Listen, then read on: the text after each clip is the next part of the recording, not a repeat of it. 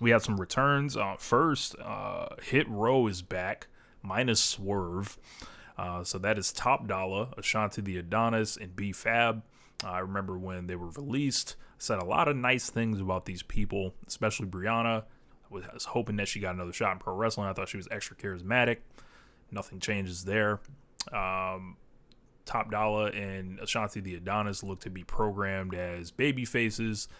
There's a lot of unknown for me here. Obviously, the elephant in the room is like there's no Swerve this time to really like give them that worker credibility, that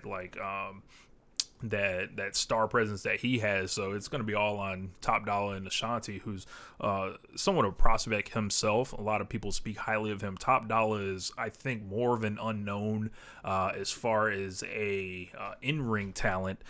We know he's loaded with charisma. He's got his own, sense of self, which is really cool for a wrestler for sure. And I think it is. It is going to be tough though, because like we don't really have anything for them to point to. It's not like there's a 10-year career behind them like Swerve has. Like when Swerve was with them, it's like, all right, there's like built-in credibility here. There's not a lot of experience there with Hitrow, but it's almost a sink or swim because they didn't even really have all that time in NXT to really develop as workers and in-ring talent. So it's going to be really interesting to see how they're programmed going forward. AJ's in his early 30s, NFL career, not that much experience. So there's a lot going there. I don't know how this is going to go, though. I'm kind of nervous. It depends on what they want to, how they're going to slot this. Like, if they're just going, I don't want to say if they're just like, if the goal is for them to be with Ashanti and with Top Dollar to be a career tag team, I think that sets them up for success because they have the charisma to do it. They don't have to rely on, one person having to overextend themselves or, wrestle above the level that they're not capable of right now, this second, to be able to handle that. And with some of the tag teams that we have, like the Usos, like the New Day, like RK Bro, and the like there are a number of good tag teams that you can then put them in programs with and move them along. And then when you have Brianna there, that's an easy heater, all that, right? Now if the thing is like, if Triple H or whoever is, I'm not even going to get into that. If Triple H has the idea that this is going to be a breakout machine for one of them, then I have different questions.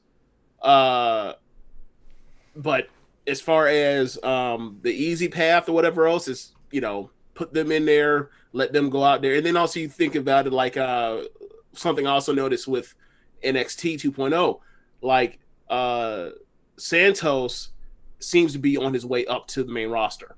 And I'm assuming that will also be with Legado.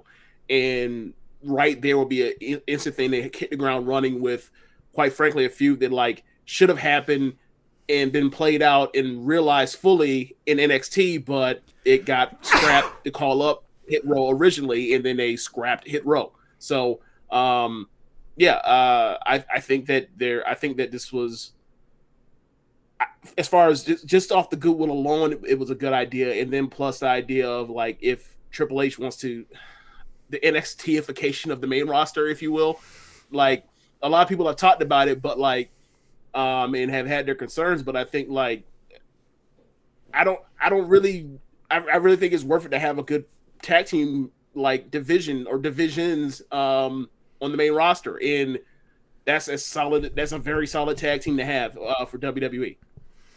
I do question the timing of it. It's coming off the heels of also another return of Dexter Lumis coming back. Yeah. I was no Dexter Lumis fan, for one. Neither was I. I don't know many of them. I think a lot of people were feigning excitement for Dexter Lumis showing up, getting arrested. Dexter Lumis, all capital letters, exclamation points, like a game-changing star has appeared. This is not the case. And then that on the heels of Cross. So I'm looking at like Triple H and the people that he's bringing back, and it's like, All right. So is this the plan? I help show me the plan. What is the plan here? It. I think Loomis is one where it's like he's not a hire. He's not a hire for me at all. The other, as far as someone like Dakota Kai, EO, Hitrow, Cross, and Scarlett, like those are people that like I feel like those people that are valuable to any roster, depending on where you slot them, of course, right? So I have no problem with that. The Loomis thing is like the Loomis act is just it does nothing for me whatsoever. Nothing. It never did. So, like if not even as a comedy act did I ever find it funny. Like when they, him and Indy were, on their honeymoon and he pulls out a thing of condoms. I was like, wait a second, y'all. Never mind. I'm not getting into it. Safe sex is great, but I had questions as to why that would exactly be funny, but whatever. Like whatever. Yeah, I just,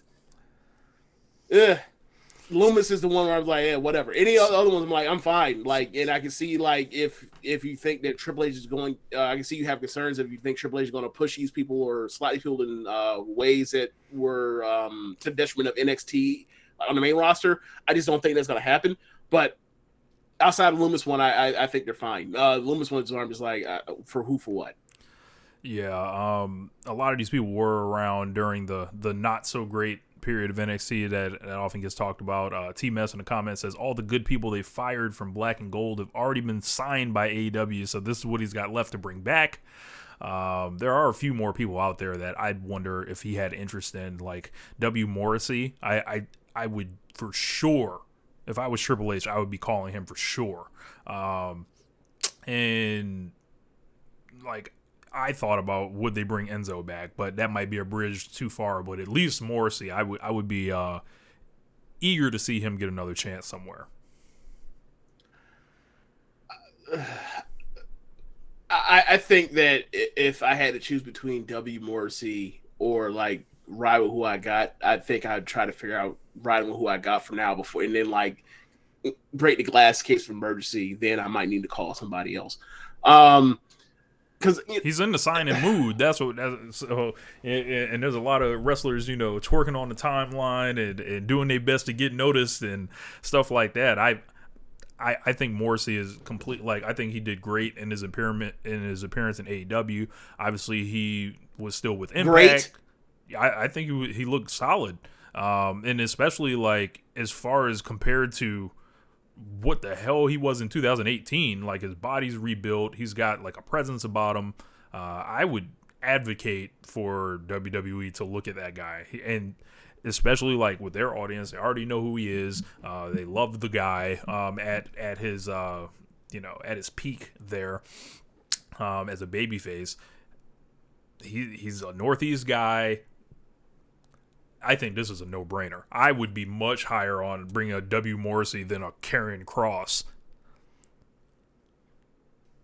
I've seen better matches from Kross, even the ones that disappointed me more than Morrissy. But that's your opinion. Like quite frankly, if I was WWE and I felt like I need to re-sign a big guy just because they're big, then I'd just bring back Braun.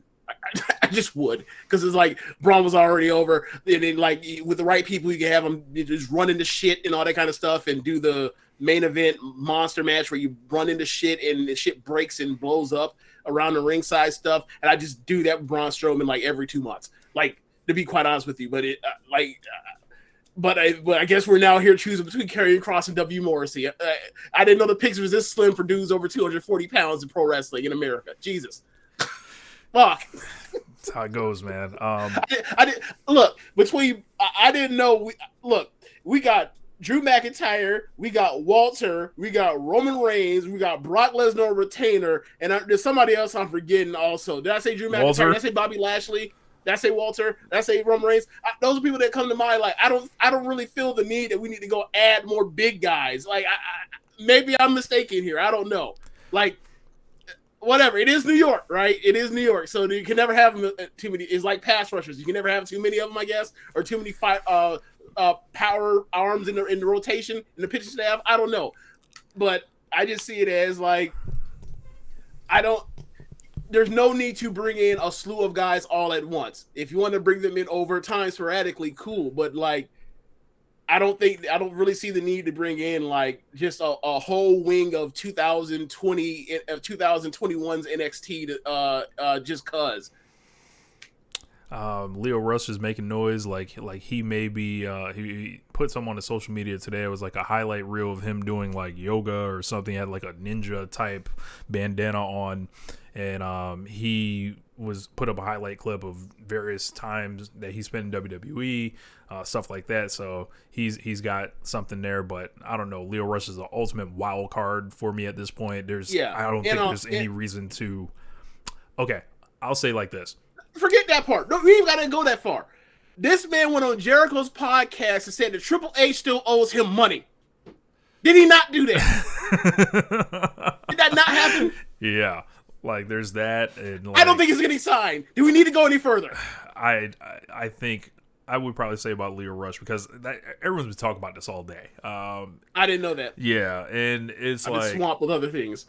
Like I feel like Leo Rush is almost as trustworthy as Kyrie Irving at this point, and nothing to do with like a vaccine status. It just means anything that can go wrong almost will at this point, whether it's a physical thing, whether it's like him feeling insulted about something and like not shit just doesn't work for him, which is his right and all that. But there's just a lot, I think, with Leo that it's good that he's been out the ring to try to like figure this stuff out, especially physically. But he's got obviously lots of talent, but he just has not found the right situation. Triple H, it didn't work. Vince, it obviously didn't work. Tony Khan, it didn't work.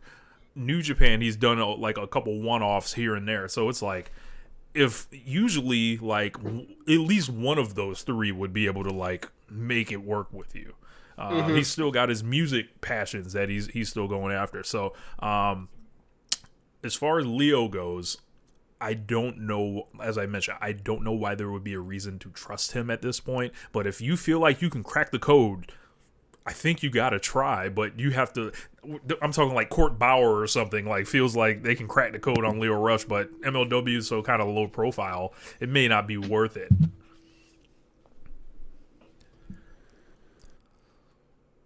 Yeah, I'm with you. He's so fucking talented, Jesus Christ. But I guess you give him one more shot. Like you give him any shots as you can tolerate with with whatever comes with, you know, him being in and out the lineup, if you will. Like when you said the Kyrie everything, it did strike. Like I just started thinking of all the Stephen A. Smith, he won't show up to work stuff. But yeah, like the dude is so talented. Like, and you do give it as many chances as you possibly can before you just say I've had enough. So yeah, like we're gonna be going through this for like the next decade of Leo Rush, maybe going in and out of places on a whim. I feel like that's gonna happen at least over the next like 5 years. So dude's that talented.